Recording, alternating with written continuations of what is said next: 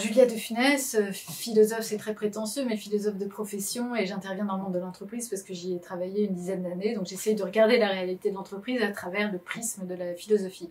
Et ce matin, ce qu'on a abordé ensemble, c'était la logique très procédurale qui est très présente dans notre pays. Je critique pas les process en tant que tels, bien sûr. Il faut des procédures, mais je trouve que la limite à ne pas franchir, c'est faire du process une priorité absolue, le sommet des priorités au détriment du sens de la situation. Et c'est ce surdosage procédural qu'il est bon de questionner, me semble-t-il.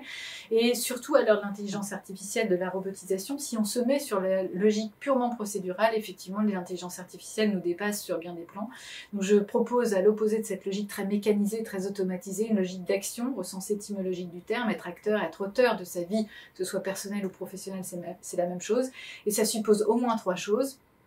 La prise de risque, la question du sens, pouvoir répondre à la question du sens de ce qu'on fait, et une certaine dose de confiance pour passer à l'acte. Donc j'ai décortiqué ces 3 concepts-là dans une logique d'action qui, pour moi, fait qu'un individu est un individu. Si on n'agit pas à partir de soi-même, on n'est personne, on n'est pas un sujet, on n'est pas une individualité. Donc pour vraiment avoir affaire à des humains, encore faut-il cultiver ces qualités-là et ne pas se réfugier par peur, par conformisme, dans une logique purement mécanique et procédurale.